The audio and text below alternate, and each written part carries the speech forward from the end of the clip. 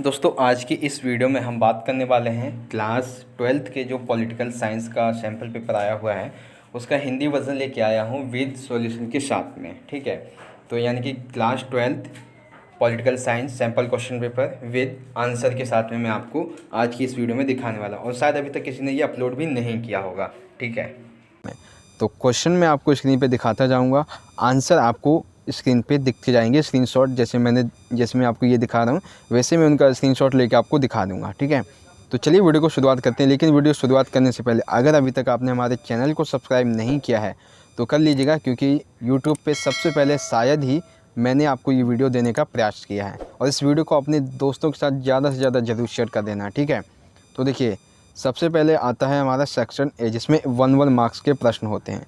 ठीक है, पहला प्रश्न है कि रियासतों के बारे में से कौन सा कथन गलत है। तो ये 4 कथन दिए हैं, अब आपको पढ़ के बताना है कौन सा कथन गलत है। आंसर आपको स्क्रीन पे दिख रहा होगा। ठीक है, दूसरा प्रश्न है रिक्त स्थान दिया है संघ सरकार के थिंक टैंक के रूप में कार्य करता है, यानी कि जो संघ सरकार है उसके थिंक टैंक के रूप में काम करता है वो कौन सा है। विदेश मंत्रालय, भारत का चुनाव आयोग, निजी आयोग, नीति आयोग, योजना आयोग, क्या है। ठीक है, फिर क्वेश्चन 3 है नाटो समूह का संबंध किस देश से था। तो ये आपको पता ही है, इनमें से 3-4 कौन कौन से देश हैं ये आपको पता करना है। ठीक है, क्वेश्चन 4 ये है, एक सेकेंड, हाँ क्वेश्चन 4 है वैश्वीकरण प्रत्येक संस्कृति की ओर इशारा करता है। तो वो कौन कौन सी संस्कृतियाँ हैं। अधिक भिन्न संस्कृति को इशारा करता है, अधिक पारदर्शी, अधिक विशिष्टता है, अधिक भिन्न और विशिष्ट है। ठीक है, ये आपको बताना है। स्थिर निर्माण में पाकिस्तान की विफलता में किन किन कारकों का योगदान है। यानी कि पाकिस्तान की जो विफलता है, मतलब पाकिस्तान के निर्माण में कौन सी विफलता है ये उसके कारक के बारे में आपको यहाँ पे बताना है। ठीक है, तो वो कौन सा है, सेना का प्रभुत्व के बारे में। ठीक है, उसके बाद है अरब वसंत के साथ शुरू हुआ, यानी कि ये आपको बताना है कि अरब जो है वो किसके साथ हुआ, किस क्रांति के साथ शुरू हुआ, ये आपको बताना है। ठीक है, उसके बाद क्वेश्चन नंबर 7 है, इसमें आपको गलत चुनना है। ठीक है, तो गलत कथन आपको बतानी है। 4 कथन दिए हुए हैं, आप सही से पढ़ेंगे तो आपको समझ में आ जाएगा, आंसर आपको स्क्रीन पे मिल जाएगा देखने के लिए। ठीक है, क्वेश्चन नंबर 8 है 1960 के दशक में इंदिरा गांधी के नेतृत्व में, ये देखिए क्या है, 1960 के दशक में इंदिरा गांधी के नेतृत्व में कांग्रेस पार्टी गांधी किस से प्रभावित थे। यानी कि 1960 के दशक में जो इंदिरा गांधी थी उनकी जो कांग्रेस पार्टी थी वो किससे प्रभावित थी, दल बदल से, आंतरिक संघर्ष से, सेंसरशिप से या हिंसा से। तो 1960 के दशक में वो किससे प्रभावित थी ये आपको बताना है। ठीक है, फिर है नीति आयोग द्वारा अपनाई गई, तो कौन सी व्यवस्था जो है वो नीति आयोग के द्वारा अपनाई गई ये आपको बताना है। फिर क्वेश्चन नंबर 10 है पहले खाड़ी युद्ध को किस नाम से जाना जाता है। यानी कि प्रथम खाड़ी युद्ध जो है उसे किस नाम से जाना जाता है ये आपको बताना है।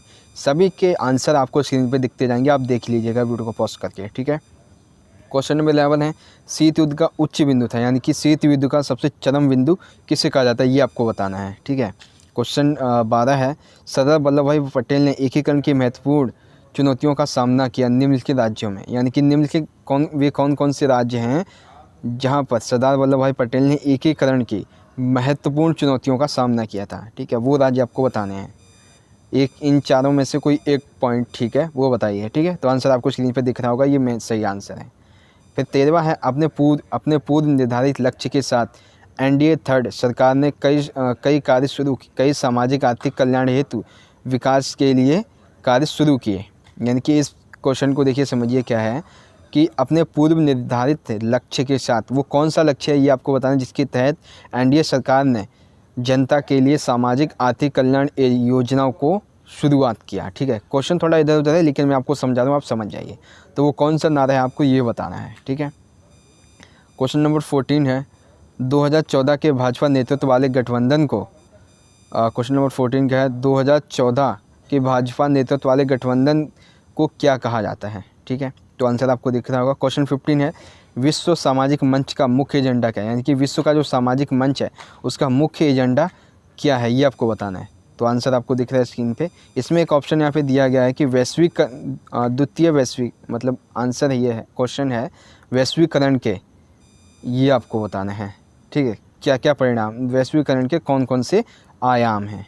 ठीक है, उसके बाद है क्वेश्चन नंबर 16 है। इसमें क्या है, आपको पॉइंट दिए गए हैं, मतलब कि प्रश्न पूछे गए, उस प्रश्नों के आधार पे आपको वो दिए गए हैं, पॉइंट दिए गए हैं। अब इन्हीं पॉइंट में से आपको बताना है कि क्रम वाइज कौन कौन से सही हैं।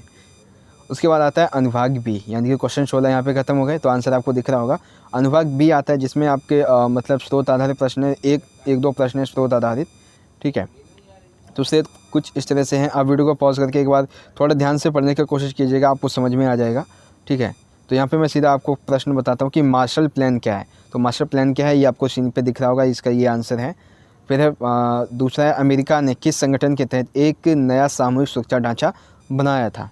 तो ये भी आंसर आपको दिख रहा होगा, ठीक है। उसके बाद क्वेश्चन 17 का 13 है, यूरोपीय आर्थिक सहयोग के लिए संगठन किस योजना के तहत स्थापित किया जाता है। यानी कि यूरोप का जो आर्थिक संगठन है वो किस योजना के तहत स्थापित किया गया था, ये आपको बताना है। क्वेश्चन 14 मतलब पॉइंट 4 है, कौन सा संगठन एक मंच बन गया जहां पश्चिमी यूरोप राज्य शुरू हुए व्यापार और आर्थिक मुद्दों पर सहयोग करने के लिए। यानी कि वो ऐसा कौन सा संगठन था जो व्यापार और आर्थिक मुद्दों के सहयोग के लिए पश्चिमी यूरोपीय राज्य में बना था, ये आपको बताना है, ठीक है। तो सिंपल सी बात है, यूरोप का आर्थिक सहयोग संगठन, आंसर आपको दिख रहा होगा स्क्रीन पे। उसके बाद आता है 18वां प्रश्न, ये आपका स्रोत वाला प्रश्न है, तो देख ले सकते हैं स्रोत को, आप वीडियो को पॉज करके पढ़ सकते हैं। बेसिकली 4 नंबर का प्रश्न है, एक नंबर के 4 प्रश्न है, मल्टीपल चॉइस वाले। तो बेसिकली देखा जाए तो आपका जो क्वेश्चन पेपर है वो बहुत ईजी आया है, सैम्पल पेपर सॉरी। 1990 की शुरुआत का युग देखा गया, यानी कि 1990 की शुरुआत में जो युग था उसे किस युग के नाम से जाना जाता है। पॉइंट 2 है, तीसरा डेमोक्रेटिक लहर वन ऑफ सिद्धांत आधारित है। यानी कि जो तीसरी डेमोक्रेटिक लहर है वो किस पर आधारित है। उग्रता से बचें, युगितम की उत्तरजीविता, इस बीच का अस्तित्व, एप्टल का अस्तित्व। तो ये थोड़ा सा डिफ़िकल्ट है, ये आपका इंदिरा गांधी वाला जो चैप्टर है उसी चैप्टर से लिया गया है, ठीक है। 18वां प्रश्न है कि स्वतंत्रता के बाद के इतिहास में कितने डेमोक्रेटिक उपसर्ग की पहचान की जाती है। यानी कि भारत की जो स्वतंत्रता है उसके बाद कितने डेमोक्रेटिक उपसर्ग यानी कि डेमोक्रेटिक पार्टियां यहाँ पे बताई जा रही हैं, वो आपको बताने हैं, ठीक है। उपसर्ग यानी कि आपको वहाँ पे दिया हुआ होगा, देख लीजिएगा, ठीक है। पॉइंट 4 है, आंसर आपको यहाँ पे मैंने दिखाई दिया है।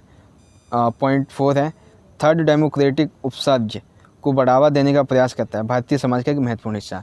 तो देखिए ये जो भारतीय समाज का एक महत्वपूर्ण हिस्सा है थर्ड डेमोक्रेटिक, ये किस चीज़ को बढ़ावा देने का प्रयास करता है, ठीक है। ये 4 पॉइंट है, 4 पॉइंट में कौन सा सही ये आपको बताना है। तो आंसर दिख रहा होगा आपको स्क्रीन पे। अब आती है धारा सी, यानी कि इसमें हमारे 2-2 मार्क्स के प्रश्न आते हैं। तो 2-2 मार्क्स के प्रश्नों में देखिए सबसे पहला प्रश्न है, अखबारों और पत्रिकाओं पर आपातकाल का क्या प्रभाव पड़ा। यानी कि आपातकाल के दौरान अखबार और पत्रिकाओं पर क्या क्या प्रभाव पड़ा उसके बारे में आपको बताना है। तो आंसर दिख रहा होगा आपको। क्वेश्चन 20 है, सिंडिकेट द्वारा कांग्रेस पार्टी में निभाई गई भूमिका की व्याख्या करें। यानी सिंडिकेट के द्वारा पार्टी में जो भूमिका निभाई गई है उसकी हमें व्याख्या करनी है, ठीक है। फिर नीति आयोग के 2 उद्देश्य हमें बताने हैं, ये तो बहुत आसान है। फिर क्वेश्चन 22 है, 1977 के चुनाव के भारतीय राजनीति में क्या बदलाव हुए। यानी कि 1977 के बाद जो चुनाव हुए उसके बाद भारतीय राजनीति में क्या क्या बदलाव हुए ये आपको बताना है। फिर राष्ट्रीय आपातकाल के प्रावधान का वर्णन करें। यानी कि जो राष्ट्रीय आपातकाल है उसके क्या क्या प्रावधान रहे उसके बारे में आपको बताना है। अब आते हैं हमारे 4 मार्क्स के प्रश्न। तो 4 मार्क्स के प्रश्न देखिए यहाँ से स्टार्ट होते हैं, 1 मिनट। हाँ, तो देखिए ये है क्वेश्चन 23, लोकतंत्र के दक्षिण एशियाई अनुभव ने वैश्विक विस्तार किया है, लोकतंत्र की कल्पना उदाहरण सहित कथन को स्पष्ट कीजिए। यानी कि लोकतंत्र की कल्पना ने लोकतंत्र के दक्षिण एशियाई अनुभव को एक वैश्विक विस्तार किया है, उदाहरण सहित कथन स्पष्ट कीजिए। तो देखा ना कितना मतलब घुमा के क्वेश्चन पूछा गया है, लेकिन आंसर क्या है वो आपको स्क्रीन पे दिख जाएगा, पॉइंट में दिया हुआ है, आप पढ़ लीजिएगा वीडियो को पॉज करके। थोड़ा मतलब कि वर्ड इधर से उधर होंगे लेकिन आप ध्यान से पढ़ेंगे तो आपको पता चल जाएगा, ठीक है। 24 क्वेश्चन है, क्यूबा मिसाइल संकट की विशेषता व्याख्या करनी है। तो सिंपल सी बात है, क्यूबा मिसाइल संकट की विशेषता व्याख्या करनी है आपको, तो ये तो बहुत ईजी है। क्वेश्चन नंबर 25 है, आंसर आपको क्यूबा मिसाइल संकट के बारे में दिख रहा होगा, क्या क्वेश्चन है। दोस्तों मैं वीडियो जल्दी इसलिए बना रहा हूँ ताकि आपका टाइम वेस्ट ना हो, आप सीधा स्क्रीनशॉट ले सकते हैं, वीडियो को पॉज कर सकते हैं अपने आंसर को पढ़ने के लिए, ठीक है। समकालीन समय में भारत इजराइल संबंधों की मुख्य विशेषताओं पर प्रकाश डालें। तो हमें क्या बताना है यहाँ पे, भारत और इजराइल के संबंधों की मुख्य विशेषताओं पर प्रकाश डालना है। तो अभी के जो भारत और इजराइल के संबंध है उसके बारे में बताना है, ठीक है। तो आप देख सकते हैं जो पॉइंट है वो मैंने आपको स्क्रीन पे दिखाए हैं। उसी का आंसर 8वें में प्रश्न है कि भारत की परमाणु नीति की नीति को विस्तृत करें, यानी कि भारत की जो परमाणु नीति है उसके बारे में हमें बताना है। तो उसका भी आंसर मैं आपको यहाँ पे दिखा रहा हूँ, आप वीडियो को पॉज करके उस आंसर को भी ईजिली पढ़ सकते हैं, ठीक है। उसके बाद आता है क्वेश्चन नंबर 26। ये है कि चीन के बाजार की अर्थव्यवस्था को शुरू करने में अपने रास्ते का अनुसरण किया है, इसे सही ठहराएं 4 उपयुक्त तर्कों के साथ। यानी कि चीन ने बाजार की अर्थव्यवस्था को शुरू करने के लिए अपने खुद के रास्ते का अनुसरण किया है, उसके बारे में आपको बताना है, ठीक है। और फिर इसी में अथवा दिया गया था कि दुनिया में शक्ति के नए केंद्र के रूप में आसियान का वर्णन कितना सही है। यानी कि दुनिया के शक्ति के नए केंद्र के रूप में आसियान का वर्णन करना कितना सही है नहीं है। तो इन दोनों प्रश्न का आंसर मैं आपको दिखा रहा हूँ स्क्रीन पे, आप वीडियो को पॉज करके पढ़ सकते हैं। मैं आपका ज़्यादा टाइम वेस्ट नहीं करूँगा, 10 मिनट के अंदर आपकी वीडियो ख़त्म कर देंगे, ठीक है। क्वेश्चन नंबर 27 है, दुनिया पर वैश्वीकरण के राजनीतिक प्रभाव को बताएं। यानी कि वैश्वीकरण के हमें राजनीतिक प्रभाव बताने हैं पूरे विश्व पर। तो क्या क्या वो प्रभाव है, आप वीडियो को पॉज करके पढ़ सकते हैं। जो सैम्पल पेपर के आंसर हैं मैं सीधा आपको वही दिखा रहा हूँ, ठीक है। तो ये हमारा पॉलिटिकल का चल रहा है अभी। उसके बाद आता है धारा ई। तो धारा ई में यहाँ पे कुछ पॉइंट पूछे गए हैं, ठीक है। तो प्रश्न को आप वीडियो को पॉज करके पढ़ लीजिएगा। अब यहाँ पे देखिए, यहाँ पे एक मैप दिया गया है, इस मैप में प्रश्न पूछे गए हैं, ठीक है। तो यहाँ पे देखिए कुछ प्रश्न अंकित मतलब टॉप पॉइंट जो अंकित किए गए A B C D E। तो ये आपको यहाँ पे इनका आंसर बताना है कि A है कर्पूरी ठाकुर से संबंधित राज्य जिन्होंने आरक्षण लागू करवाया पिछड़ी वर्ग, ठीक है। उसके बाद दूसरा है, तो इस तरह से ये यहाँ पे आपको भरना है। ये आपको कैसे भरना है वो आपको मैं दिखा रहा हूँ स्क्रीन पे, इस तरह से आपको भरना है, ठीक है। तो A क्या है हमारा, B क्या है, C क्या है, D है और E क्या है, ये आपको पता चला। ये था हमारा मैप का आंसर। आप वीडियो को पॉज करके पढ़ सकते हैं। उसके बाद ये दृष्टिबाधित बच्चों के लिए है। अब आता है हमारा कार्टून वाला। तो देखिए कार्टून वाला ये क्वेश्चन जो है वो इम्पॉर्टेंट क्वेश्चन है और जिसका आंसर मैंने आपको दिखाई दिया है किस तरह से आपको लिखना है, ठीक है। कार्टून क्या दर्शाता है, ये वाला। तो ये इस कार्टून का आंसर मैं आपको स्क्रीन पे दिखा रहा हूँ, आप वीडियो को पॉज करके इस प्रश्न को इजीली पढ़ सकते हैं, ठीक है। उसके बाद बात करते हैं 6 नंबर वाले प्रश्नों की। अब 6 नंबर वाले जो प्रश्न हैं उसके आंसर में थोड़ी सी गड़बड़ी है दोस्तों, ठीक है। थोड़ी क्या बहुत ज़्यादा है, लेकिन आंसर आप ध्यान से पढ़ेंगे तो आपको पता चल जाएगा। तो सेक्शन F स्टार्ट होता है, यानी कि धारा F। तो देखिए सोवियत संघ के विघटन के परिणामों की गंभीर रूप से जांच करें। यानी कि सोवियत संघ के हमें विघटन के परिणाम यहाँ पे बताने हैं 6 मार्क्स में, ठीक है। और यहाँ पे एक अथवा में प्रश्न पूछा गया है कि विशेष संदर्भ के साथ USSR के विघटन के लिए जिम्मेदार कारकों का विश्लेषण करें। पेरेस्ट्रोइका और ग्लासनोस्ट, यानी कि ग्लासनोस्ट, पेरेस्ट्रोइका और ग्लासनोस्ट के बारे में हमें USSR के विघटन के जिम्मेदार कारकों को बताना है। एक तो इसमें बताना है कि विघटन के परिणाम क्या हुए और एक बताना है हमें कि विघटन के क्या कारण थे। दोनों में से आपको कोई भी बता दीजिए। तो दोनों का आंसर मैं आपको स्क्रीन पे दिखा रहा हूँ, आप वीडियो को पॉज करके इन सभी आंसर्स को ईजीली पढ़ सकते हैं, ठीक है। उसके बाद आता है क्वेश्चन नंबर 31। आपने देख लिया होगा आंसर। क्वेश्चन नंबर 31 आता है, भारत में राज्यों का पुनर्गठन कैसे हुआ आज़ादी के बाद। यानी कि आज़ादी के बाद भारत में राज्यों के पुनर्गठन के बारे में बताएं, ये क्वेश्चन है, ठीक है। और उसी में अथवा में पूछा गया कि 1947 में भारत के विभाजन की प्रक्रिया को समझा। यानी कि 1947 में जो भारत का विभाजन हुआ उसके प्रक्रिया के बारे में आपको बताना है। तो आंसर दोनों का आप स्क्रीन पे देख पा रहे होंगे, इस तरह से आंसर आपको लिखना है, पॉइंट में आंसर लिखना है, ठीक है। और आगे बढ़ते हैं, आपने आंसर पढ़ लिया होगा आई थिंक।